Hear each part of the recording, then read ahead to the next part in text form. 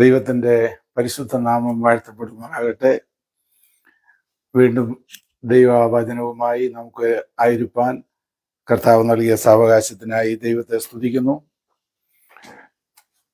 ഈ വൈകിയ സമയത്ത് ദൈവസന്നിധിയിൽ നാം ആയിരിക്കുന്നത് നമ്മുടെ ജീവിതത്തിൽ ഏറ്റവും അനുഗ്രഹമാകട്ടെ.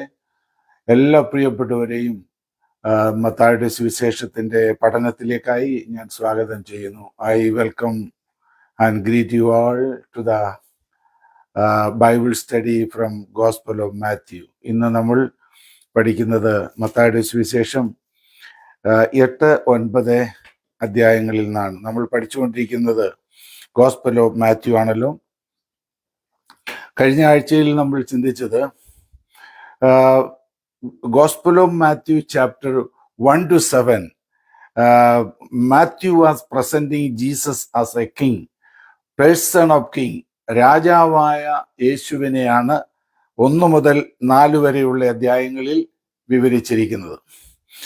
തുടർന്ന് 5 മുതൽ 7 വരെയുള്ള ചാപ്റ്ററുകളിൽ നമ്മൾ ഗിരിപ്രഭാഷണം എന്ന് പറഞ്ഞിരിക്കുന്ന ആ ഭാഗം പ്രിൻസിപ്പിൾസ് ഓഫ് കിങ്, രാജ്യം, സ്വർഗരാജ്യം സ്ഥാപിക്കുവാൻ, യഥാസ്ഥാനപ്പെടുത്തുവാൻ കടന്നു വന്ന രാജാവ്, ആ രാജ്യത്തിൻ്റെ കോഡ് ഓഫ് കോണ്ടാക്ട്, ആ രാജ്യത്തിൽ എപ്രകാരമായിരിക്കണം എന്നുള്ളതായ ആ നിയമങ്ങൾ, പ്രിൻസിപ്പിൾസ് ഓഫ് ദ കിങ്. തുടർന്ന് chapter 8 and 9 the power of the king, ദൈവരാജ്യത്തിൻ്റെ ശക്തി, ആ രാജാവിൻ്റെ ശക്തിയാണ് 8-9 ചാപ്റ്ററുകളിൽ വിവരിച്ചിരിക്കുന്നത്. ഇവിടെ നമ്മൾ കഴിഞ്ഞ ആഴ്ചയിൽ ചിന്തിച്ചതുപോലെ മാത്യു സുവിശേഷകൻ ഒരു 10 മിറക്കിൾസ് എങ്കിലും ഈ 2 ചാപ്റ്ററിലായിട്ട് പറഞ്ഞിട്ടുണ്ട്. ചാപ്റ്റർ 8 and 9 10 മിറക്കിൾസ് എങ്കിലും കുറഞ്ഞത് അവിടെ രേഖപ്പെടുത്തിയിട്ടുണ്ട്. Mathew reported at least 10 miracles in these 2 chapters. ചിലത് നമ്മൾ ചിന്തിച്ചതാണ്. അത് ആദ്യമായി നമ്മൾ നോക്കിയത് ശതാധിപന്റെ ദാസനെ കർത്താവ് സൗഖ്യമാക്കി. 1ാമത് കർത്താവ് ചെയ്തത് ഗിരിപ്രഭാഷണം കഴിഞ്ഞിട്ട് ഒരു കുഷ്ഠരോഗിയെ സൗഖ്യമാക്കുന്നതാണ്, ശുദ്ധമാക്കുന്നതാണ്. അതിനുശേഷം കർത്താവ് ഒരു ശതാധിപന്റെ ദാസനെ സൗഖ്യമാക്കിയത് നമ്മൾ പഠിച്ചു. തുടർന്ന് കർത്താവ് ചെയ്തത് ശീമോൻ പത്രോസിന്റെ വീട്ടിൽ വന്നിട്ട് അവന്റെ അമ്മായിയമ്മയെ സൗഖ്യമാക്കി എന്നുള്ളതാണ് നമ്മൾ കഴിഞ്ഞ ആഴ്ചയിൽ പഠിച്ചു നിർത്തിയത്. അവിടെ നമ്മൾ ചിന്തിച്ചൊരു കാര്യം, why did Jesus perform miracles? കർത്താവ് എന്തുകൊണ്ടാണ് ഈ മിറക്കിൾസ് ഇങ്ങനെ ചെയ്തത്? നമ്മൾ മനസ്സിലാക്കിയാൽ Jesus performed these miracles not for his personal gain or popularity, but out of his compassion. മനുഷ്യവർഗത്തോടുള്ള ദൈവത്തിൻ്റെ മനസ്സലിവ് കൊണ്ടാണ് കർത്താവ് ഈ അത്ഭുതങ്ങളെല്ലാം ചെയ്തത് എന്ന് നമ്മൾ വായിക്കുവാൻ കഴിയുന്നുണ്ട്. Miracles were his sermon in action. കർത്താവായ യേശു ക്രിസ്തുവിൻ്റെ പഠിപ്പീരുകൾ, പ്രസംഗങ്ങൾ, അത് പ്രവൃത്തിയിലൂടെ വെളിപ്പെടുത്തുന്നതായിരുന്നു അത്ഭുതങ്ങൾ. ദൈവരാജ്യത്തിൻ്റെ ഒരു പാക്കേജിൽ പെട്ടതാണ് മിറക്കിൾസ്, അത്ഭുതങ്ങൾ എന്ന് പറയുന്നത്. കർത്താവ് ശിഷ്യന്മാരെ അയച്ചപ്പോൾ ശക്തിയും അധികാരവും കൊടുത്ത് സുവിശേഷം പ്രസംഗിക്കുക, ഭൂതങ്ങളെ പുറത്താക്കുക, രോഗികളെ സൗഖ്യമാക്കുക എന്നീ ദൗത്യം കൊടുത്താണ് കർത്താവ് അയച്ചത്. കർത്താവും അത് തന്നെയാണ് ചെയ്തത്. 1ാമത് നമ്മൾ ഇവിടെ കണ്ടത് cleansing the leper, versus chapter 8 versus 1-4. മത്തായിയുടെ സുവിശേഷം 8-ാം അധ്യായത്തിന്റെ 1 മുതൽ 4 വരെയുള്ള വാക്യങ്ങളിൽ നമ്മൾ കാണുന്നത് കർത്താവ് ഒരു കുഷ്ഠരോഗിയെ ശുദ്ധമാക്കിയതാണ്. അവന് യേശുവിന്റെ അധികാരത്തെ കുറിച്ച് ഒരു സംശയവുമില്ലായിരുന്നു. He was not in doubt about the power of Jesus. He was asking, if you will, കർത്താവേ, നിനക്ക് മനസ്സുണ്ടെങ്കിൽ എന്നെ ശുദ്ധമാക്കുവാൻ കഴിയും. അപ്പോൾ കർത്താവിന് മനസ്സുണ്ട് എന്നുള്ളതാണ് കർത്താവ് പറഞ്ഞത്. കുഷ്ഠരോഗികളെ വളരെ അശുദ്ധരാക്കി ആൾ സമൂഹത്തിൽ നിന്ന് മാറ്റി നിർത്തുന്ന ഒരു രോഗമാണ്. എന്നാൽ കർത്താവ് ആ കുഷ്ഠരോഗിയെ തൊട്ട് സൗഖ്യമാക്കി എന്ന് നമ്മൾ പഠിക്കുന്നു. താഴെ നമ്മൾ വായിക്കുന്നുണ്ട്, യേശു കപർന്നഹൂമിലെത്തിയപ്പോൾ ഒരു ശതാധിപൻ വന്ന് അവന്റെ ദാസന് വേണ്ടി യേശുവിനോട് റിക്വസ്റ്റ് ചെയ്തതും യേശു അവനെ സൗഖ്യമാക്കിയതുമാണ്. യേശു അവനോട് പറഞ്ഞു, അവന്റെ ദാസനെ സൗഖ്യമാക്കുവാൻ ചെല്ലാം. അങ്ങനെ അവന്റെ ഭവനത്തിലേക്ക് പോകാമെന്ന് തീരുമാനിച്ചപ്പോൾ അവൻ പറയുന്നത്, വേണ്ട, നീ എൻ്റെ പുരയ്ക്കകത്ത് വരുവാൻ ഞാൻ യോഗ്യനല്ല. നീ ഒരു വാക്ക് കൽപ്പിച്ചാൽ മതി. ഞാനും അധികാരത്തിന് കീഴിലുള്ള മനുഷ്യനാണ്. ഒരു ശതാധിപൻ, സെഞ്ചുറിയൻ എന്ന് പറഞ്ഞാൽ അവന്റെ കീഴിൽ 100 റോമൻ പടയാളികളുണ്ട്. 100 റോമൻ പടയാളികളുടെ മേൽ അധികാരമുള്ളവനാണ് ഈ ശതാധിപൻ. അവനൊരു പടയാളിയോടൊരു കാര്യം പറഞ്ഞാൽ പടയാളി അത് ചെയ്യും. കാര്യം അവൻ അവൻ ഓഫീസറാണെന്ന് അവർക്ക് അറിയാം. അവന്റെ പുറകിൽ ആ റോമ ഗവൺമെന്റിന്റെ അധികാരമുണ്ട്. ഗവൺമെന്റാണ് ബാക്കപ്പ് ചെയ്യുന്നത് അവനെ എന്ന് അവർക്കറിയാം. അതുപോലെ ഈ ശതാധിപൻ വിശ്വസിച്ചത് കർത്താവായ യേശു ക്രിസ്തു സ്വർഗത്തിൽ നിന്നും വന്നതാണ്. ആ കർത്താവിന് അധികാരമുണ്ട്. കർത്താവിൻ്റെ ഒരു വാക്ക് കർത്താവ് പറഞ്ഞാൽ ആ വാക്കിൽ അത്ഭുതങ്ങൾ നടക്കുമെന്ന് അവൻ കർത്താവിൻ്റെ അധികാരത്തിൽ വിശ്വസിച്ചു. അതാണ് നമുക്ക് കാണുവാൻ കഴിയുന്നത്. Jesus was so impressed about his faith. അവന്റെ വിശ്വാസത്തിൽ യേശു അതിശയം കൂറിയെന്ന് നമ്മൾ വായിക്കുന്നുണ്ട്. യേശു പറയുകയാണ്, ഇസ്രായേലിൽ കൂടെ ഇത്ര വലിയ വിശ്വാസം ഞാൻ കണ്ടിട്ടില്ല എന്ന് പറയുവാനിടയായി. ദൈവമക്കളെ, ഇന്നും കർത്താവ് ആഗ്രഹിക്കുന്നത് നമ്മെ സൗഖ്യമാക്കണം, നമ്മെ വിടുവിക്കണമെന്നാണ്. ശാരീരികമായും മാനസികമായും ആത്മീയമായും ഫിസിക്കലി ഇമോഷണലി എല്ലാ വിധത്തിലും നമ്മെ പൂർണ്ണരാക്കണം, സൗഖ്യമുള്ളവരാക്കണമെന്നാണ് കർത്താവിൻ്റെ ആഗ്രഹം. കർത്താവിന് അതിന് മനസ്സുണ്ട്. നമ്മൾ വിശ്വാസത്തോടെ യേശുവിൻ്റെ അരികിലേക്ക് കടന്നു ചെന്നാൽ കർത്താവ് ഇന്നും സൗഖ്യമാക്കുന്നവനാണ്. കർത്താവ് പറഞ്ഞു, I am among you as a servant, I came here to serve you. ഞാൻ ഇന്നും നിങ്ങളുടെ ഇടയിൽ ശുശ്രൂഷിക്കുന്നവനെ പോലെയാകുന്നു എന്നാണ് കർത്താവ് പറഞ്ഞത്. ആ കർത്താവിൻ്റെ ശുശ്രൂഷ, ആ കർത്താവ് ഇന്ന് സ്വർഗത്തിൽ നമുക്ക് വേണ്ടി പക്ഷപാതം ചെയ്ത് ആ ശുശ്രൂഷ കണ്ടിന്യൂ ചെയ്തുകൊണ്ടിരിക്കുമ്പോൾ തന്നെ ഈ ഭൂമിയിൽ തൻ്റെ ശുശ്രൂഷ ആ കർത്താവ് ചെയ്തുകൊണ്ടിരിക്കുകയാണ്. കർത്താവിന് മഹത്വം. താഴെ അടുത്തതായി നമ്മൾ വായിച്ചത് പത്രോസിന്റെ അമ്മായിയമ്മയെ കർത്താവ് സൗഖ്യമാക്കിയതിനെ കുറിച്ചാണ്. Jesus healed Peter's mother in law, verses 14-17 ആണ് നമ്മൾ വായിക്കുന്നത്. അവിടെ നമ്മൾ കണ്ടല്ലോ, യേശു പത്രോസിന്റെ വീട്ടിൽ വന്നാറെ അവന്റെ അമ്മായിയമ്മ പനി പിടിച്ചു കിടക്കുന്നത് കണ്ടു. അവൻ അവളെ കൈ തൊട്ടു, പനി അവളെ വിട്ടു. അവൾ എഴുന്നേറ്റ് അവർക്ക് ശുശ്രൂഷ ചെയ്തു. കർത്താവും ശിഷ്യന്മാരും ദേവാലയത്തിൽ ശുശ്രൂഷ കഴിഞ്ഞ് വരികയാണ്. യേശുവിനെ ശുശ്രൂഷിക്കേണ്ടവളാണിവൾ, എന്നാൽ അവളെ അങ്ങ് രോഗിയാക്കി. അപ്പൊ പിന്നെ ഒന്നും ചെയ്തു കൊടുക്കാൻ പറ്റുകയില്ലല്ലോ. എന്നാൽ യേശു അവളെ തൊട്ട് സൗഖ്യമാക്കി എന്ന് വായിക്കുന്നു. അപ്പോൾ അവൾ എങ്ങനെയാ യേശുവിനെ റീപേ ചെയ്തത്? അവൾ അവനെ ശുശ്രൂഷിച്ചു. അവിടെ നമുക്ക് പഠിക്കാനൊരു കാര്യമുണ്ട്. We should repay the Lord's salvation by serving him. അവൻ നമ്മെ രക്ഷിച്ചത് ഓർത്ത് നാം കർത്താവിനെ ശുശ്രൂഷ ചെയ്യുന്നവരായിരിക്കണം എന്ന് നമുക്ക് പഠിക്കുവാൻ അതിൽ നിന്ന് കഴിയുന്നുണ്ട്. നമ്മൾ വിചാരിക്കും, ഇതൊരു പനിയല്ലേ. പക്ഷെ വൈദ്യനായ ലൂക്കോസ് അത് എഴുതുമ്പോൾ അതിന്റെ സീരിയസ്നെസ്സിലായിരുന്നു, കഠിന ജ്വരം പിടിച്ചിരുന്നു എന്നാണ് നമ്മൾക്ക് അവിടെ കാണുവാൻ കഴിയുന്നത്. ഇനിയും ഇവിടെ നമ്മൾ ഇതൊരു ഒരു ചെറിയ ഒരു കാര്യമായിട്ട് നമ്മൾക്ക് കണക്കാക്കാൻ പറ്റുകയില്ല. We may think it's a minor thing, but see the result. അതിന്റെ പരിണിത ഫലം നിങ്ങളൊന്ന് നോക്കുക. താഴെ നമ്മൾ വായിക്കുന്നത്, വൈകുന്നേരമായപ്പോൾ പല ഭൂതഗ്രസ്തരെയും അവന്റെ അടുക്കൽ കൊണ്ടുവന്നു. നമ്മൾ മർക്കോസിന്റെ സുവിശേഷം വായിക്കുകയാണെങ്കിൽ അവിടെ നമുക്ക് കാണുവാൻ കഴിയുന്ന 1-ാം അധ്യായത്തിന്റെ 32-ാം വാക്യത്തിൽ നമ്മൾ കാണുന്ന ഇങ്ങനെയാണ്: വൈകുന്നേരം സൂര്യൻ അസ്തമിച്ച ശേഷം അവർ സകലവിധ ദീനക്കാരെയും ഭൂതഗ്രസ്തരെയും അവന്റെ അടുക്കൽ കൊണ്ടുവന്നു. പട്ടണമൊക്കെയും വാതുക്കൽ വന്നുകൂടിയിരുന്നു. നാനാവിധ വ്യാധികളാൽ വലഞ്ഞിരുന്ന അനേകരെ അവൻ സൗഖ്യമാക്കി, അനേകം ഭൂതങ്ങളെയും പുറത്താക്കി. ഭൂതങ്ങൾ അവനെ അറിയുകൊണ്ട് സംസാരിപ്പാൻ അവയെ സമ്മതിച്ചില്ല.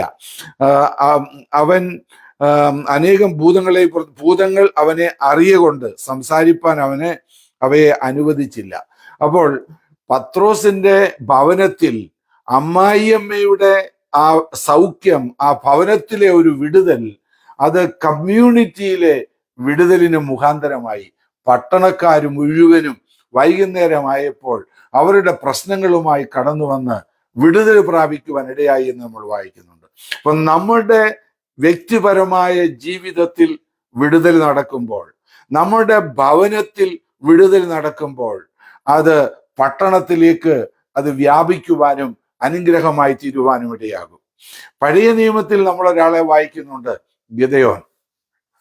അദ്ദേഹം തൻ്റെ കമ്മ്യൂണിറ്റിയിൽ ഒരു വിടുതലിനായി, ശുശ്രൂഷയ്ക്കായി തന്നെ ദൈവം ഉപയോഗിക്കുന്നതിന് മുമ്പ് അവന്റെ വീട്ടിൽ ചില ഡെലിവറൻസ്, അവന്റെ വീട്ടിലെ ചില വിഗ്രഹങ്ങളെ റിമൂവ് ചെയ്ത് ഒരു റിവൈവൽ അവന്റെ ഭവനത്തിൽ ഉണ്ടായതിനു ശേഷമാണ് സമൂഹത്തിൽ ഇസ്രായേൽ മക്കളെ ആക്രമിച്ചിരുന്ന ശത്രുക്കളെ കീഴ്പ്പെടുത്തുവാനായിട്ട് ദൈവം ഉപയോഗിച്ചത്.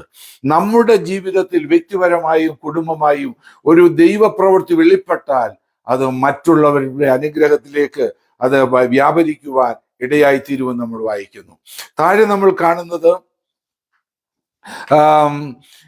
കർത്താവ് എന്നാൽ യേശു തന്റെ ചുറ്റും വളരെ പുരുഷാരത്തെ കണ്ടാറെ അക്കരയ്ക്ക് പോകുവാൻ കൽപ്പിച്ചു. അന്ന് ഒരു ശാസ്ത്രി അവന്റെ അടുക്കൽ വന്നു, ഗുരു, നീ എവിടെ പോയാലും ഞാൻ നിന്നെ അനുഗമിക്കാമെന്ന് പറഞ്ഞു. യേശു അവനോട്, കുറുനരികൾക്ക് കുഴികളും ആകാശത്തിലെ പറവുകൾക്ക് കൂടുകളുമുണ്ട്, മനുഷ്യപുത്രനോ തലചായ്പാൻ ഇടമില്ല എന്ന് പറഞ്ഞു. ശിഷ്യന്മാരിൽ വേറൊരുത്തൻ അവനോട്, കർത്താവേ, ഞാൻ മുൻപേ പോയി എൻ്റെ അപ്പനെ അടക്കം ചെയ്യുവാൻ അനുവാദം തരണമെന്ന് പറഞ്ഞു. യേശു അവനോട്, നീ എൻ്റെ പിന്നാലെ വരിക, മരിച്ചവർ തങ്ങളുടെ മരിച്ചവരെ അടക്കം ചെയ്യട്ടെ എന്ന് പറഞ്ഞു എന്ന് നമ്മൾ വായിക്കുന്നു. ഇവിടെ നമ്മൾ മനസ്സിലാക്കേണ്ടത്, യേശുവിന് ശാസ്ത്രിമാരെ അല്ല ആവശ്യം, നമ്മളുടെ ധാരാളം അറിവല്ല കർത്താവിന് ആവശ്യം. അറിവ് നല്ലതാണ്, എന്നാൽ കർത്താവ് പറഞ്ഞത് കുറുനരികൾക്ക് കുഴിയും ആകാശത്തിലെ പറവകൾക്ക് കൂടുകളുമുണ്ട്. യേശു ഇവന്റെ ഹൃദയത്തെ അഗ്നിജ്വാലയ്ക്കൊത്ത കണ്ണുകൾ കൊണ്ട് വിവേചിക്കുകയായിരുന്നുവോ എന്ന് ഞാൻ ചിന്തിക്കുകയാണ്. നിന്റെ ഹൃദയത്തിൽ മറ്റുള്ള എല്ലാത്തിനും അവസരമുണ്ട്, എന്നാൽ യേശുവിന് മനുഷ്യപുത്രന്റെ തലയായിപ്പാൻ ഇടമില്ല എന്ന് അവനെ വിവേചിക്കുകയായിരുന്നുവോ? അക്ഷരാർത്ഥത്തിൽ നമ്മൾ ചിന്തിച്ചാൽ യേശുവിന് ഈ ലോകത്തിൽ യേശുവിന്റെ പിന്നാലെ മറ്റെന്തെങ്കിലും ആഗ്രഹിച്ച് ചെല്ലുന്നവരാണെങ്കിൽ യേശു ജനിക്കാനായിട്ട് സ്വന്തമായിട്ടൊരു സ്ഥലം യേശുവിന് ലഭിച്ചിരുന്നില്ല. യേശു യാത്ര ചെയ്തിരുന്നത് മറ്റുള്ളവരുടെ കടമെടുത്തതായ വാഹനമൃഗങ്ങളിലായിരുന്നു. യേശു ഉപദേശിക്കുവാൻ കടമെടുത്തത് പത്രോസിന്റെ പടകായിരുന്നു. അങ്ങനെ യേശുവിനെ കുറിച്ച് നമ്മൾ കാണുന്നുണ്ട്. അപ്പോൾ ഇവനോട് കർത്താവ് പറഞ്ഞ, നീ മറ്റെന്തെങ്കിലും പ്രതീക്ഷിച്ചാണ് വരുന്നതെങ്കിൽ അത് നിനക്ക് സാധിക്കത്തില്ല, ലഭിക്കുകയില്ല എന്നായിരിക്കാം ഒരുപക്ഷെ കർത്താവ് പറഞ്ഞത്. യേശുവിന് ശാസ്ത്രിമാരെയല്ല, ശിഷ്യന്മാരെയാണ്, അവനെ അനുഗമിക്കുന്നവരെയാണ്, അവനെ പോലെ ആകുവാൻ ആഗ്രഹമുള്ളവരെയാണ് യേശുവിന് ആഗ്രഹം. അടുത്തതായിട്ട് നമ്മൾ ചിന്തിക്കും, യേശു എന്താണ് ഇങ്ങനെ പറഞ്ഞത്? ഒരുത്തൻ നല്ലൊരു കാര്യമല്ലേ പറഞ്ഞത്? എൻ്റെ അപ്പനെ പോയി ഞാൻ, കർത്താവ് ഞാൻ മുമ്പേ പോയി എൻ്റെ അപ്പനെ അടക്കം ചെയ്യുവാൻ അനുവാദം തരണം എന്ന് പറഞ്ഞു. നമ്മൾ ഒരുപക്ഷെ വിചാരിക്കും, അവന്റെ അപ്പൻ അവിടെ മരിച്ചു കിടക്കുകയാണ്, അദ്ദേഹത്തെ അടക്കാൻ പോകുന്ന കാര്യം നല്ലൊരു കാര്യമല്ലേ ചോദിച്ചത്. അങ്ങനെയുള്ളൊരു കാര്യമല്ല അവിടെ നമ്മൾ ചിന്തിക്കേണ്ടത്. ഒരുപക്ഷെ അവന്റെ അപ്പൻ പ്രായമായിട്ടിരിക്കുകയായിരിക്കാം, എന്നെങ്കിലും മരിക്കും, അത് കഴിഞ്ഞിട്ട് വന്ന് അടക്കിയിട്ട് ഞാൻ വരാം എന്നായിരിക്കാം ഒരുപക്ഷെ അവൻ ചിന്തിച്ചത്. കർത്താവ് പറഞ്ഞത്, മരിച്ചവർ തങ്ങളുടെ മരിച്ചവരെ അടക്കം ചെയ്യട്ടെ. നീ ഈ ലോകത്തിലെ കാര്യങ്ങൾക്കല്ല, ദൈവത്തിന്റെ കാര്യങ്ങൾക്ക് മുൻഗണന കൊടുക്കണം. The thing is, you need to give priority for God's things. ദൈവരാജ്യത്തിന്റെ കാര്യങ്ങൾക്ക്, സുവിശേഷം പറയുന്നതിന് നീ പ്രയോറിറ്റി കൊടുക്കണമെന്നാണ് കർത്താവ് അവിടെ പറഞ്ഞതിന്റെ താല്പര്യം. അവനൊരു പടകിൽ കയറിയപ്പോൾ അവന്റെ ശിഷ്യന്മാർ കൂടെ ചെന്നു. പിന്നെ കടലിൽ ഒരു ഓളമുണ്ടായിട്ട് പടക് തിരകളാൽ മുങ്ങുമാറായി അവനോ ഉറങ്ങുകയായിരുന്നു. അവർ അടുത്തിയെന്ന്, കർത്താവെ രക്ഷിക്കണമേ, ഞങ്ങൾ നശിച്ചു പോകുന്നു എന്ന് പറഞ്ഞ് അവനെ ഉണർത്തി. അവൻ അവരോട്, അല്പവിശ്വാസികളെ, നിങ്ങൾ ഭീരുക്കളാകുവാൻ എന്തെന്ന് പറഞ്ഞ ശേഷം എഴുന്നേറ്റ് കാറ്റിനെയും കടലിനെയും ശാസിച്ചപ്പോൾ വലിയ ശാന്തതയുണ്ടായി. എന്നാറെ ആ മനുഷ്യർ അതിശയിച്ചു, ഇവൻ എങ്ങനെയുള്ളവൻ, കാറ്റും കടലും കൂടെ അവനെ അനുസരിക്കുന്നുവല്ലോ എന്ന് പറഞ്ഞു. ഇവിടെ നമ്മൾ മനസ്സിലാക്കേണ്ട ഒരു കാര്യം, he calmed the sea, versus 23 to 27. ശിഷ്യന്മാരെ ചില കാര്യങ്ങൾ പഠിപ്പിക്കുവാനായിട്ട് കർത്താവ് ഈ സന്ദർഭങ്ങളെല്ലാം ഉപയോഗിക്കുകയാണ്. ഈ രാജ്യത്ത് കോളേജിൽ പോകുന്നവർക്കറിയാം, പ്രത്യേകിച്ച് നഴ്സിങ്ങിനോ മെഡിസിനോ ഒക്കെ പോകുന്ന കുട്ടികൾക്ക് അറിയാം, അവര് ക്ലാസ്സിൽ പഠിക്കുന്നത് പോലെ തന്നെ അവർക്ക് പ്രാധാന്യമാണ് ക്ലിനിക്കൽസിന് പോയി അവരെ പഠിപ്പിക്കുന്ന, പ്രാക്ടിക്കല് പഠിപ്പിക്കുന്നത്. കർത്താവ് ചില ദിവസങ്ങൾ അവരെ, കർത്താവിന്റെ കോഡ് ഓഫ് കോണ്ടാക്ട്, ദൈവരാജ്യത്തിലുള്ളവർ എങ്ങനെ ആയിരിക്കണമെന്നുള്ള കാര്യം അവരെ പഠിപ്പിച്ചു. ആ ദൈവരാജ്യത്തിന്റെ തത്വങ്ങൾ മാത്രം മനസ്സിലാക്കിയാൽ പോരാ, ദൈവരാജ്യത്തിന്റെ ശക്തി കൂടെ ഇവര് മനസ്സിലാക്കണമെന്ന് കർത്താവ് ആഗ്രഹിച്ചു. അവർക്കൊരു പ്രാക്ടിക്കൽ കർത്താവ് ലെസൺ കൊടുക്കുകയാണ്.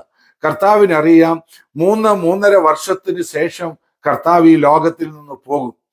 അതിനുശേഷം ഈ ശിഷ്യന്മാരാണ് കർത്താവ് ചെയ്ത ശുശ്രൂഷ തുടർന്ന് ചെയ്യേണ്ടത്. കർത്താവ് ചെയ്ത അതേ കാര്യം തൻ്റെ ശിഷ്യന്മാരെ കൊണ്ടും ചെയ്യിക്കുവാൻ കർത്താവ് പരിശീലിപ്പിക്കുകയായിരുന്നു. കർത്താവ് തന്നെ പറഞ്ഞല്ലോ, ഞാൻ ചെയ്ത പ്രവൃത്തി എന്നിൽ വിശ്വസിക്കുന്നവനും ചെയ്യും, ഞാൻ പിതാവിന്റെ അരികിൽ പോകുന്നത് കൊണ്ട് അതിലധികവും ചെയ്യുമെന്നല്ലേ കർത്താവ് പറഞ്ഞത്. അപ്പോൾ കർത്താവ് ഈ ശിഷ്യന്മാരെ ഇത് പഠിപ്പിക്കുവാൻ വേണ്ടിയായിരുന്നു കർത്താവ് ചെയ്തത്. മറ്റൊരു സന്ദർഭത്തിൽ കർത്താവ് ശിഷ്യന്മാരെ അക്കരയ്ക്ക് പോകുവാനായിട്ട് നിർബന്ധിച്ചു. ഇവിടെ കർത്താവ് അവരുടെ കൂടെ ഉണ്ടായിരുന്നു. എന്നാൽ മറ്റൊരു സന്ദർഭത്തിൽ കർത്താവ് ശിഷ്യന്മാരെ തനിയെ അയച്ചു. കർത്താവ് ഉയർന്നൊരു മലയിലേക്ക് പോയി. വലിയ തിരമാലകളും കൊടുങ്കാറ്റുകളും അടിച്ചു. അവര് കടലിന്റെ നടുക്കായി. അവർ അർദ്ധരാത്രിയായി. അവര് രക്ഷപ്പെടുവാൻ നിവർത്തിയില്ല. നിലവിളിച്ചാൽ പോലും ആരും കേൾക്കത്തില്ല. അങ്ങനെ ഒരു സന്ദർഭത്തിൽ രാത്രിയിൽ അവരുടെ ആ കടലിന്റെ നടുവിലൂടെ കർത്താവ് നടന്നു ചെല്ലുന്നതായി നമ്മൾ കാണുന്നുണ്ട്. അവര് വിചാരിച്ചു ഭൂതമാണെന്ന്. ആരായാലും വിചാരിച്ചു പോകും. രാത്രിയാണ്. It was in the middle of the night. It was in the middle of the sea. They were in the middle of that storm. വലിയ തിരമാലകളും കൊടുങ്കാറ്റുകളുമാണ്. രാത്രിയാണ്. അങ്ങനെ അവര് കടലിന്റെ നടുവിലാണ്. അപ്പോഴാണ് വെള്ളത്തിൽ കൂടി ഒരാൾ നടന്നു വരുന്നത്. അവര് ഭൂതമാണെന്ന് വിചാരിച്ചു. പക്ഷെ യേശു പറഞ്ഞു, ഭയപ്പെടണ്ട, ഞാനാകുന്നു എന്ന് പറഞ്ഞു. അപ്പോഴേക്കും പത്രോസ് പറയും, യേശുവേ നീ ആകുന്നോ? നീ ആണെങ്കിൽ ഞാനും കൂടെ വെള്ളത്തിൽ കൂടെ നടക്കാനായിട്ട് കൽപ്പിക്കണം. പത്രോസിനറിയാം, യേശു ആണെങ്കിൽ യേശു ചെയ്തത് തൻ്റെ ശിഷ്യന്മാരെ കൊണ്ടും ചെയ്യിക്കുവാൻ അവൻ ആഗ്രഹിക്കുന്നുണ്ട്, അത് ചെയ്യാൻ പറ്റുമെന്ന്. കർത്താവിൻ്റെയും ആഗ്രഹം അതായിരുന്നു. വാസ്തവത്തിൽ നമ്മൾ വിചാരിക്കുന്നത് പലതും ഭൂതങ്ങൾ ചെയ്യുന്നത് ഭൂതങ്ങളൊന്നുമല്ല. നമ്മൾ പലതും വിചാരിക്കും ഇത് ഭൂതത്തിന്റെ പ്രവർത്തനമാണ്, ഇത് ഭൂതമാണ് എന്നൊക്കെ നമ്മൾ വിചാരിക്കും. എന്നാൽ ഇതിന്റെ പിന്നിൽ ചിലപ്പോൾ ദൈവമായിരിക്കും പ്രവർത്തിക്കുന്നത്. അതിന് ദൈവത്തിനൊരു ഉദ്ദേശമുണ്ട്. ദൈവത്തിന്റെ ഉദ്ദേശം നമ്മുടെ കർത്താവ് ചെയ്ത കാര്യം നാം കർത്താവിൽ വിശ്വസിക്കുന്ന തൻ്റെ ശിഷ്യന്മാരും ചെയ്യണം. അതിനുവേണ്ടി കർത്താവ് അവർക്ക് ട്രെയിനിങ് കൊടുക്കുകയാണ്. അതിനുവേണ്ടിയാണ് കർത്താവ് വാ എന്ന് പറഞ്ഞപ്പോൾ ആ കടലിൽ മീതെ നടക്കുവാൻ പത്രോസിനെ ബലപ്പെടുത്തിയത് എന്ന് നമ്മൾ മറന്നു പോകരുത്. അപ്പോൾ കർത്താവിന്റെ ആഗ്രഹം തൻ്റെ ശിഷ്യന്മാരെ അതിനുവേണ്ടി ട്രെയിൻ ചെയ്യുകയായിരുന്നു എന്ന് നമുക്ക് മനസ്സിലാക്കുവാൻ കഴിയും.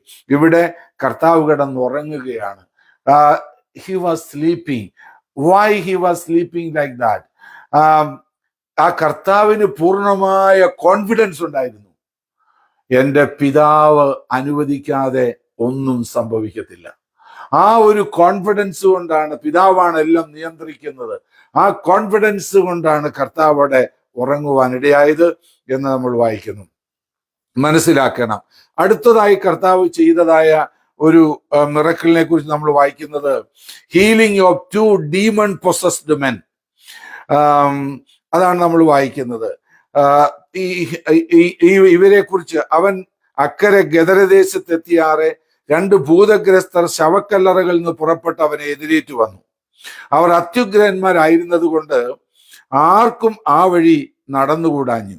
അവർ നിലവിളിച്ചു, ദാവീദ് പുത്ര, ഞങ്ങൾക്കും നിങ്ങൾക്കും തമ്മിൽ എന്ത്? സമയത്തിന് മുമ്പേ ഞങ്ങളെ ദണ്ഡിപ്പാൻ ഇവിടെ വന്നുപോയി എന്ന് പറഞ്ഞു. അവർക്കകലെ ഒരു വലിയ പന്നിക്കൂട്ടം മേഞ്ഞുകൊണ്ടിരുന്നു. ഭൂതങ്ങൾ അവനോട് ഞങ്ങളെ പുറത്താക്കുന്നുവെങ്കിൽ പന്നിക്കൂട്ടത്തിലേക്ക് അയക്കണം എന്നപേക്ഷിച്ചു. പൊയ്ക്കൊള്ളുവീൻ എന്ന് അവൻ അവരോട് പറഞ്ഞു. അവർ പുറപ്പെട്ടു പന്നികളിലേക്ക് ചെന്നു.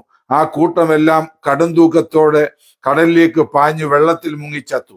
മേയിക്കുന്നവർ ഓടി പട്ടണത്തിൽ ചെന്ന് സകലവും ഭൂതഗ്രസ്തരുടെ വസ്തുതയും അറിയിച്ചു. ഉടനെ പട്ടണമെല്ലാം പുറപ്പെട്ട് യേശുവിനെതിരെ ചെന്നു. അവനെ കണ്ടാറെ തങ്ങളുടെ അതിരി വിട്ടുപോകണമെന്ന് അവരപേക്ഷിച്ചു. ഇവിടെ നമുക്ക് കാണുവാൻ കഴിയുന്നത് 2 ഭൂതഗ്രസ്തർ യേശുവിനെ എതിരേറ്റ് വരുന്നതാണ്. എങ്ങനെയാണ് ഇവരിൽ ഭൂതം കയറിയത് എന്ന് ഒന്നും വിവരിച്ചിട്ടില്ല. ഇവര് ഏതോ വീട്ടിൽ താമസിച്ചു വരുന്നവരാണ്. ഇവർക്ക് മാതാപിതാക്കൾ ഉണ്ടായിരുന്നു. ഒരുപക്ഷെ അവരുടെ പ്രാർത്ഥന കൊണ്ടാണോ കർത്താവ് അവിടേക്ക് ചെല്ലുവാൻ പ്രേരിതനായത് എന്ന് നമുക്കറിയത്തില്ല. ഇവരിൽ ഈ ഭൂതം ബാധിച്ചപ്പോൾ ഇവർക്ക് മറ്റുള്ള ആളുകളേക്കാൾ എക്സ്ട്രാ ഒരു പവർ ഉള്ളവരായി മാറി. അവരെ ആർക്കും നിയന്ത്രിക്കുവാൻ കഴിയാത്ത നിലയിൽ അവര് ഉപദ്രവകാരികളായി തീർന്നു. അവര് വസ്ത്രം ധരിക്കത്തില്ല. അവര് ഓടി അങ്ങനെ നിർബന്ധമായിട്ട് അവര് കല്ലറയിലേക്ക് പോവുകയാണ്. തങ്ങളെ തന്നെ അവര് ചതയ്ക്കുകയാണ്. സമൂഹത്തിന് അവരൊരു ഭാരമായപ്പോൾ, അവരെ സമൂഹത്തിന് ഹെൽപ്പ് ചെയ്യുവാൻ കഴിയാതെ വന്നപ്പോൾ അവരെ ചങ്ങലയിട്ട് ബന്ധിച്ച് അവരെ ഐസൊലേറ്റ് ചെയ്തു, ദൂരെ മാറ്റിക്കളഞ്ഞു എന്ന് നമ്മൾ വായിക്കുന്നു. ചങ്ങലകൾ കൊണ്ട് പോലും അവരെ കൺട്രോൾ ചെയ്യുവാൻ കഴിഞ്ഞിരുന്നില്ല എന്നാണ് നമുക്ക് വായിക്കുവാൻ കഴിയുന്നത്. ഒരു വ്യക്തിയിൽ ഭൂതങ്ങൾ എങ്ങനെയാണ് കയറുന്നത്?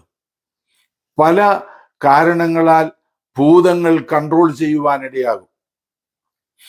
ഒരുപക്ഷെ പിതാക്കന്മാരുടെ അകൃത്യങ്ങൾ നിമിത്തം ആ വിഷയങ്ങൾക്ക് പരിഹാരം വരുന്നില്ല എങ്കിൽ തലമുറകളിലേക്ക്, 3ഉം 4ഉം തലമുറകളിലേക്ക് അത് ചോദിക്കുമെന്ന് കർത്താവ് തന്നെ പറഞ്ഞിട്ടുണ്ട്.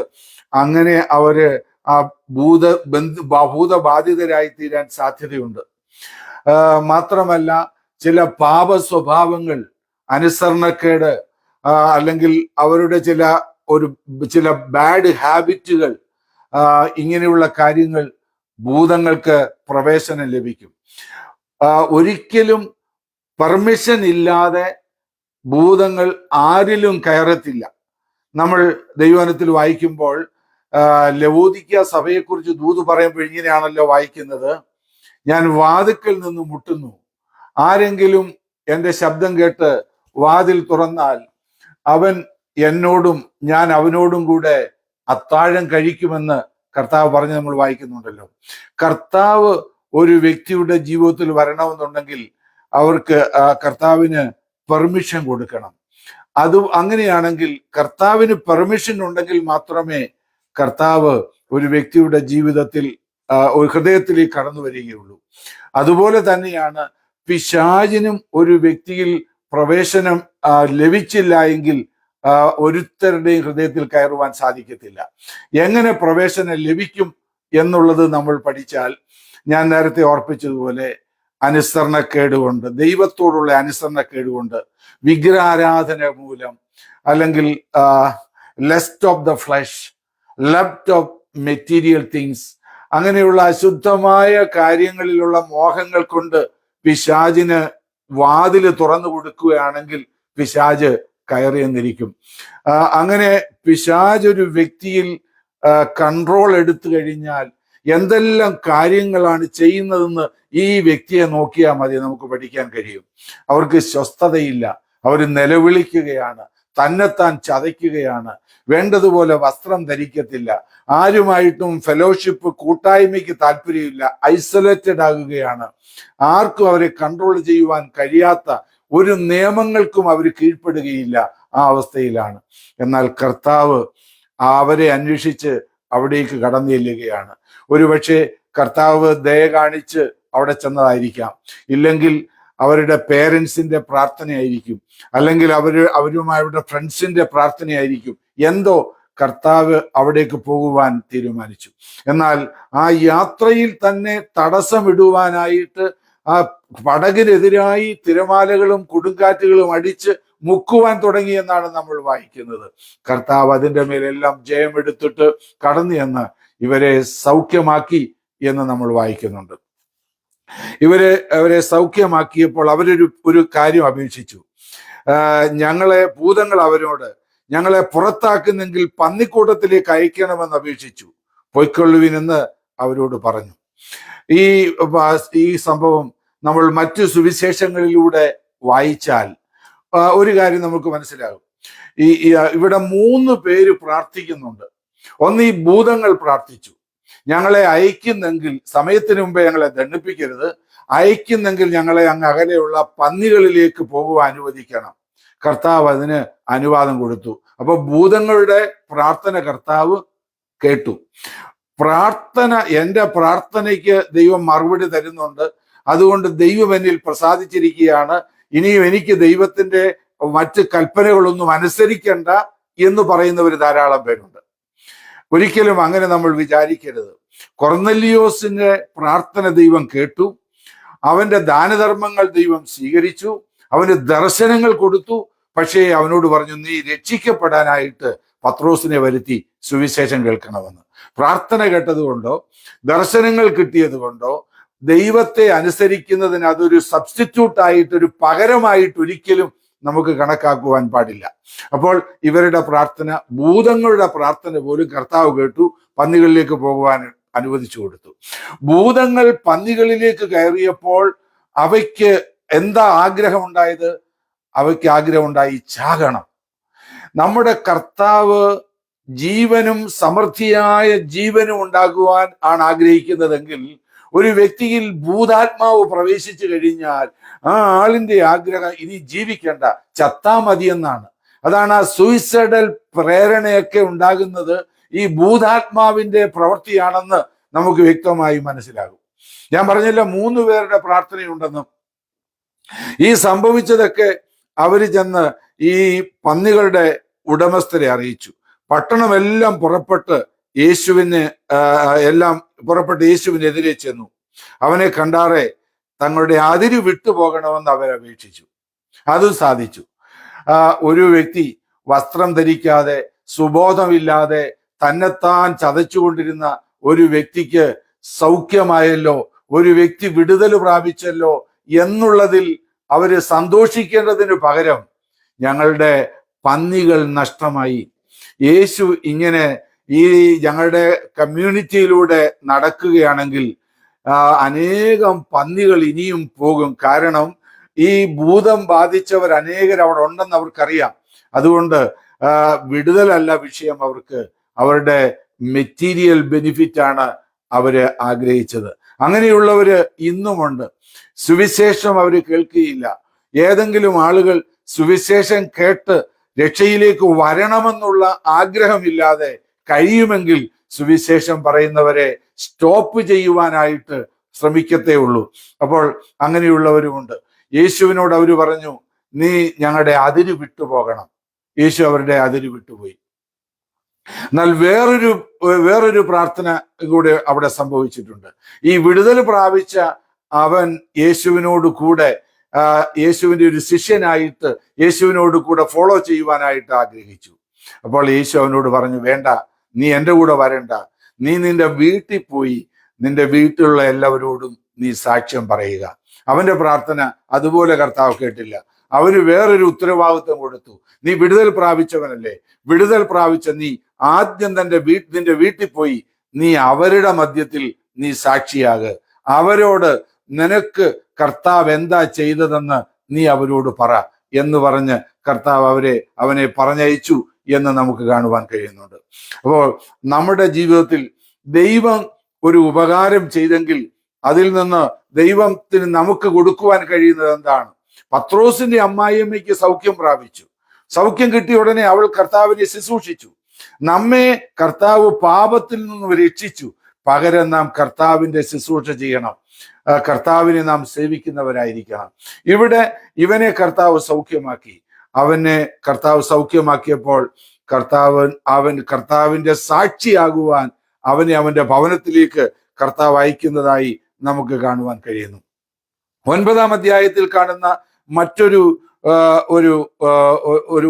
ഒരു ഹീലിംഗിനെ കുറിച്ച് നമ്മൾ കാണുന്നത് healing a paralysed, chapter 9 verse 1-8. പക്ഷപാതക്കാരനായ ഒരുത്തനെ യേശു സൗഖ്യമാക്കുന്നതാണ് നമ്മൾ അവിടെ കാണുന്നത്.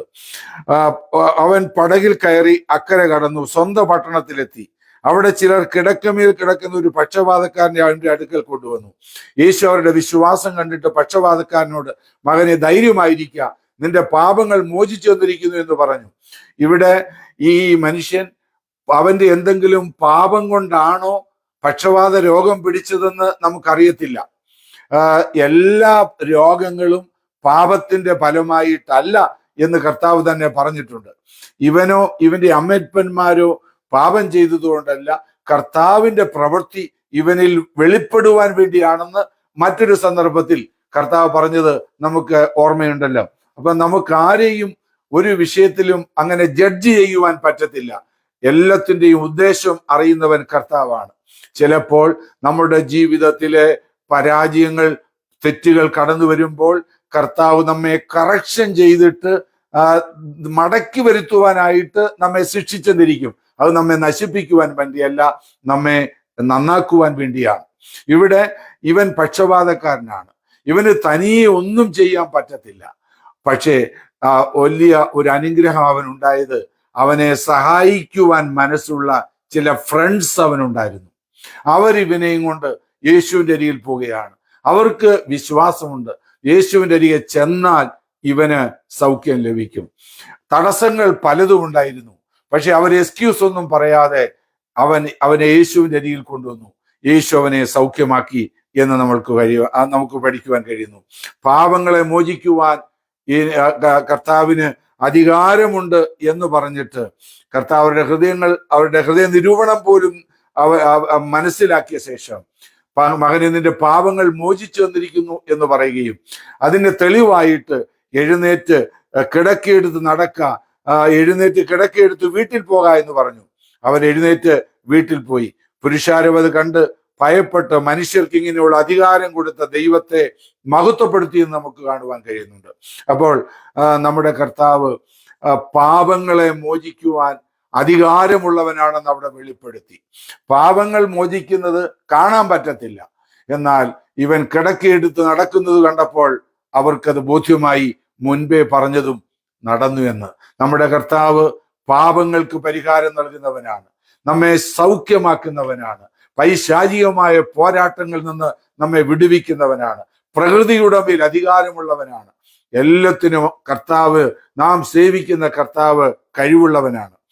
യേശു അവിടെ നിന്ന് പോകുമ്പോൾ മത്തായി എന്ന പേരുള്ള ഒരു മനുഷ്യൻ ചുങ്കസ്ഥലത്തിരിക്കുന്നത് കണ്ടു. എന്നെ അനുഗമിക്ക എന്ന് അവനോട് പറഞ്ഞു.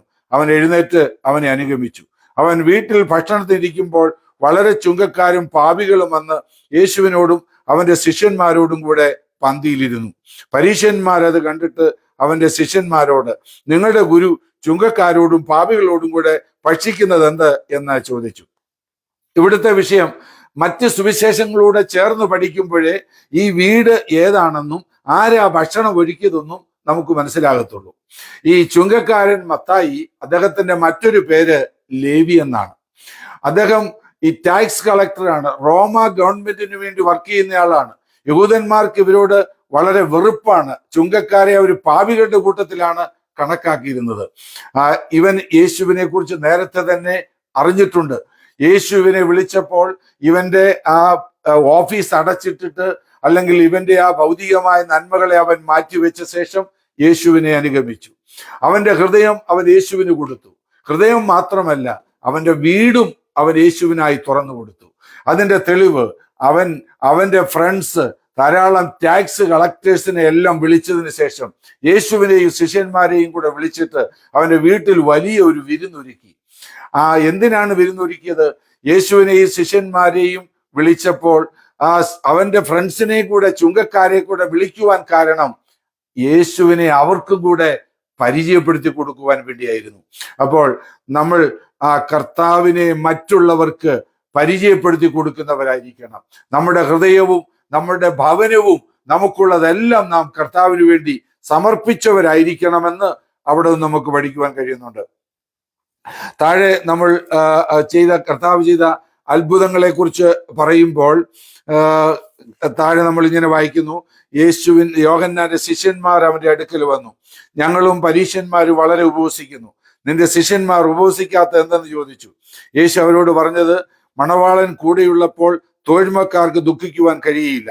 മണവാളൻ പിരിഞ്ഞു പോകേണ്ടെന്ന നാൾ വരും, അന്ന് അവർ ഉപവസിക്കും. കോടി തുണിക്കണ്ടം ആരും പഴയ വസ്ത്രത്തിൽ ചേർത്ത് തുന്നുമാറില്ല. തുന്നിച്ചേർത്താൽ അതുകൊണ്ട് വസ്ത്രം കീറും, ചീന്തൽ ഏറ്റവും വല്ലാതായിത്തീരും. കർത്താവ് ഇവിടെ നമ്മൾ വായിക്കുന്നത് മണവാളൻ കൂടെയുള്ളപ്പോൾ. മുകളിൽ നമ്മൾ വായിച്ചു യേശു ഒരു സൗഖ്യമാക്കുന്നവനായിട്ട്, as a physician he healed sick people. മറ്റുള്ളവരെ യേശു സൗഖ്യമാക്കി. ഡെലിവറൻസ് ആവശ്യമുള്ളവർക്ക് യേശു ഡെലിവറൻസ് കൊടുത്തു. ഇവിടെ കർത്താവ് പറയുന്നത് അവൻ മണവാളനായിട്ടാണ്, ബ്രൈഡ് ഗ്രൂം എന്നാണ് നമ്മൾ വായിക്കുന്നത്. സന്തോഷം നൽകുന്നവനായിട്ടാണ് ഞാൻ കടന്നു വന്നത്. ഞാൻ പഴയതിനെ റിപ്പയർ ചെയ്ത് തുന്നിക്കെട്ടി ഒന്ന് പണിയാനല്ല വന്നത്. പഴയ തുരുത്തിയിൽ പുതിയ വീഞ്ഞ് പകരത്തില്ല. കോടി തുണക്കണ്ടം പഴയതിനോട് ചേർത്ത് തുന്നത്തില്ല. യഹൂദ മതത്തിന് ചില റിപ്പയർ ഒക്കെ ചെയ്ത ശേഷം ഒന്ന് നന്നാക്കാനല്ല ഞാൻ വന്നത്, തികച്ചും ഞാൻ പുതിയതൊന്നുണ്ടാക്കാൻ വേണ്ടിയാണ്. സ്പിരിച്വൽ ആയിട്ടുള്ള ആ ബ്ലെസ്സിങ്ങിനെ കുറിച്ചാണ് അവിടെ വായിക്കുന്നത്. നമ്മുടെ കർത്താവ് ആത്മമണവാളനാണ്, സൗഖ്യദായകനാണ്. നമ്മെ ആത്മീയമായി സന്തോഷിപ്പിക്കുന്നവനാണ് എന്ന് നമ്മൾ വായിക്കുന്നു. താഴെ നമ്മൾ വായിക്കുമ്പോൾ അവൻ ഇങ്ങനെ അവരോട് സംസാരിച്ചു കൊണ്ടിരിക്കുമ്പോൾ ഒരു പ്രമാണി വന്ന് അവനെ നമസ്കരിച്ചു. എൻ്റെ മകൾ ഇപ്പോൾ തന്നെ കഴിഞ്ഞുപോയി, എങ്കിലും നീ വന്ന് അവളുടെ മേൽ കൈവച്ചാൽ അവൾ ജീവിക്കുമെന്ന് പറഞ്ഞു. യേശു എഴുന്നേറ്റ് ശിഷ്യന്മാരുമായി അവന്റെ കൂടെ ചെന്നു. അന്ന് 12 സംവത്സരമായി രക്തസ്രവക്കാരിയായുള്ള ഒരു സ്ത്രീ അവന്റെ വസ്ത്രം മാത്രം ഒന്ന് തൊട്ടാൽ എനിക്ക് സൗഖ്യം വരുമെന്ന് ഉള്ളം കൊണ്ട് പറഞ്ഞു. പുറകിൽ നിന്ന് അവന്റെ വസ്ത്രത്തിന്റെ തൊങ്ങൽ തൊട്ടു. യേശു തിരിഞ്ഞ് അവളെ കണ്ടപ്പോൾ, മകളെ ധൈര്യപ്പെടുക, നിന്റെ വിശ്വാസം നിന്നെ രക്ഷിച്ചിരിക്കുന്നു എന്ന് പറഞ്ഞു. ആ നാഴിക മുതൽ സ്ത്രീക്ക് സൗഖ്യം വന്നു എന്ന് നമ്മൾ വായിക്കുന്നു. ഇവിടെ 2 മിറക്കിൾസ് ആണ് ഒരുമിച്ച് നടക്കുന്നത്. പള്ളിപ്രമാണിയായ യായിറസ് ഓടി വരികയാണ് യേശുവിന്റെ അരികിൽ. കാര്യം അവന്റെ 12 വയസ്സുള്ളതായ മകള്, അതുവരെ ചാടി കളിച്ചുകൊണ്ടിരുന്ന മകൾ അത്യാസന്ന നിലയിലായി. അവൻ പറയുകയാണ്, യേശുവേ നീ വന്നൊന്ന് കൈവച്ചാൽ അവൾക്ക് സൗഖ്യം വരും. ഇവിടെ നോക്ക്, ഓരോരുത്തരുടെയും വിശ്വാസം അനുസരിച്ചാണ് കർത്താവ് പ്രവർത്തിക്കുന്നത് നമ്മൾ കാണണം. ശതാധിപൻ പറഞ്ഞത്, നീ എൻ്റെ വീട്ടിൽ വരണ്ട, ഞാനതിന് യോഗ്യനല്ല, നീ ഒരു വാക്ക് പറഞ്ഞാൽ മതി, എൻ്റെ ദാസന് സൗഖ്യം വരും. ഇവിടെ യായിറോസിന്റെ വിശ്വാസം വാക്ക് പോരാ, നീ വന്ന് അവളുടെ മേലൊന്ന് കൈവെക്കണം, എന്നാൽ അവൾക്ക് സുഖം വരും. യേശു അതുപോലെയാ ചെയ്തത്. ഈ മറ്റൊരു സ്ത്രീയെ നമ്മൾ കാണുന്നു. അവര് പോകുമ്പോൾ വേറൊരു സ്ത്രീ വന്നിട്ട് അവന്റെ വസ്ത്രത്തിന്റെ തൊങ്ങല് തൊട്ടു. അവളുടെ വിശ്വാസം, യേശു ഒരു വാക്ക് പറയണ്ട, യേശു എൻ്റെ ദേഹത്ത് കൈവെക്കണ്ട, യേശുവിന്റെ തൊങ്ങലെ ഞാനൊന്ന് തൊട്ടാ മതി. അവളുടെ വിശ്വാസം, അവൾ അത് പറഞ്ഞു, അവൾ വിശ്വസിച്ചത് അവൾ പറഞ്ഞു, ഞാൻ അവന്റെ വസ്ത്രത്തിന്റെ തൊങ്ങൽ തൊടും, ഞാൻ സൗഖ്യം പ്രാപിക്കും. നമ്മൾ എന്ത് കാണുന്നുവോ അതാണ് നമുക്ക് ലഭിക്കുന്നത്. യേശുവിൽ അവൾ സൗഖ്യം കണ്ടു. ഞാൻ തൊടും, അവൻ എന്നെ സൗഖ്യം വരുത്തും. അവൾ പ്രാപിക്കുന്നതിന് മുമ്പേ അവൾ കണ്ടു, അത് അവൾക്ക് ലഭിച്ചു. നമ്മുടെ ജീവിതത്തിലും കർത്താവിൽ നിന്നും നാം വിടുതൽ പ്രാപിക്കണമെങ്കിൽ നമ്മൾ പ്രാപിക്കുന്നതിന് മുമ്പേ അത് കാണണം. നാം ദൈവത്തിൽ വായിക്കുന്നല്ലോ, ജീവനുള്ളവരുടെ ദേശത്ത് ഞാൻ യഹോവയുടെ നന്മ കാണും എന്ന് വിശ്വസിച്ചില്ല എങ്കിൽ കഷ്ടമെന്നാണ് നമ്മൾ വായിക്കുന്നത്. കണ്ടിട്ട് വിശ്വസിക്കുവാനല്ല, നാം കർത്താവിൽ അത് നാം കാണണം. നീ എന്ത് കാണുന്നു എന്നാണ് യേശു തന്നെ ചോദിച്ചത്. അപ്പോൾ നമ്മൾ കർത്താവിൽ അവനിൽ നമുക്ക് വിടുതൽ കാണുന്നുവെങ്കിൽ, സൗഖ്യം കാണുന്നുവെങ്കിൽ നമുക്കത് പ്രാപിക്കുവാൻ കഴിയും. വിശ്വസിച്ചുകൊണ്ട് നമ്മൾ എന്ത് ചോദിച്ചാലും നൽകാമെന്നല്ലേ കർത്താവ് പറഞ്ഞത്. നമ്മളുടെ പ്രശ്നങ്ങളെ കുറിച്ച് പറയുവാനല്ല, പ്രശ്നത്തോട് നമ്മൾ പറയുവാനാണ് കർത്താവ് നമ്മളോട് പറഞ്ഞത്. നീ ആ മലയോട് പോയി കടലിൽ ചാടെന്ന് പറഞ്ഞാൽ അങ്ങനെ സംഭവിക്കും എന്നാണ് കർത്താവ് പറഞ്ഞത്. ആ കർത്താവിന്റെ വിശ്വാസം നമ്മുടെ ജീവിതത്തിൽ ഉണ്ടെങ്കിൽ നമുക്കത് ലഭിക്കും. പലപ്പോഴും നമുക്ക് പലതും പ്രാപിക്കുവാൻ കഴിയാതിരിക്കുന്നത് നമ്മുടെ വിശ്വാസക്കുറവാണ്. യായിറോസിന് ഒരു പക്ഷേ അല്പം ബുദ്ധിമുട്ട് തോന്നിക്കാണും. എൻ്റെ മകൾ സീരിയസ് ആയി കിടക്കുകയാണ്, ഇവള് ഡിലേ ചെയ്യുവാണല്ലോ, എന്ത് സംഭവിക്കും? പക്ഷേ അവന്റെ മകൾ മരിച്ചുപോയി എന്നുള്ള വാർത്തയാണ് അവന് പിന്നെ കിട്ടിയത്. പക്ഷേ യേശു അവനോട് പറഞ്ഞു, നീ ധൈര്യമായിരിക്കുക. അവന്റെ വിശ്വാസം ഒന്നുകൂടെ വർദ്ധിക്കുവാൻ ഇടയായി തീർന്നു. ആ യേശു പറഞ്ഞ സമയത്ത് തന്നെ അവളുടെ മകൾക്ക് സൗഖ്യം വന്നതായിട്ട് അവന് മനസ്സിലാക്കുവാൻ കഴിഞ്ഞു. അപ്പോൾ നമ്മുടെ കർത്താവ് സൗഖ്യമാക്കുന്ന ദൈവമാണ്. ഓരോരുത്തരുടെയും വിശ്വാസത്തിന്റെ അടിസ്ഥാനത്തിൽ ഒരു വാക്ക് പറഞ്ഞാൽ മതിയെന്ന് വിശ്വസിച്ചവർക്ക് അങ്ങനെ സൗഖ്യം ലഭിച്ചു. കൈ തൊട്ടാ മതി എന്ന് വന്ന് കൈ തൊടണം എന്ന് പറയുന്നവർക്ക് അതുപോലെ സൗഖ്യം ലഭിച്ചു. പത്രോസിന്റെ അമ്മായിയമ്മയുടെ ദേഹത്ത് അവൻ തൊട്ടു, സൗഖ്യമാക്കി. കുഷ്ഠരോഗി അവൻ തൊട്ടു, സൗഖ്യമാക്കി. ആ രക്തസ്രവക്കാരിയായ ആ സ്ത്രീ അവനെ തൊട്ടു, അവൾക്ക് സൗഖ്യം ലഭിച്ചു. എന്തുകൊണ്ടാണ് അവൾ തൊട്ടത്? സംഖ്യാപുസ്തകത്തിലെ വാക്യം നമ്മൾ വായിക്കുമ്പോഴാണ് നമുക്കതിൻ്റെ കൂടുതൽ അർത്ഥം മനസ്സിലാക്കുവാൻ കഴിയുന്നത്. അടുത്ത നമ്മുടെ ക്ലാസ്സിൽ നമുക്ക് അല്പം കൂടെ വിശദീകരിച്ച് ആ വിഷയം നമുക്ക് ചിന്തിക്കാം. ഇപ്പോൾ നമുക്കിവിടെ അവസാനിപ്പിക്കാം. ഒന്ന് ചിന്തിച്ചു നോക്കുക, എൻ്റെ വിശ്വാസം എങ്ങനെയുണ്ട്? കർത്താവ് എൻ്റെ വിശ്വാസത്തെ പ്രശംസിക്കുമോ? കർത്താവിൽ നിന്നും വിടുതൽ കിട്ടത്തക്കവണ്ണം ഞാൻ വിശ്വസിക്കുന്നുണ്ടോ? ആ ശതാധിപന്റെ വിശ്വാസത്തിൽ യേശു അതിശയിച്ചു. അവന് ഒരു വാക്ക് പറഞ്ഞാൽ മതി എന്നാ വിശ്വസിച്ചത്. നമ്മൾക്ക് അതുപോലെ വിശ്വസിക്കുവാൻ കഴിയുന്നുണ്ടോ? നമ്മുടെ വിശ്വാസത്തിന്റെ ആ ലെവൽ അനുസരിച്ച് നമുക്ക് വേണ്ടി പ്രവർത്തിക്കുന്നവനാണ് നമ്മുടെ കർത്താവ്. ആഴമായി നമുക്ക് അവനെ വിശ്വസിക്കാം. നമ്മളുടെ എല്ലാ വിഷയത്തിനും അവൻ പരിഹാരം നൽകുവാൻ ശക്തനാണ്.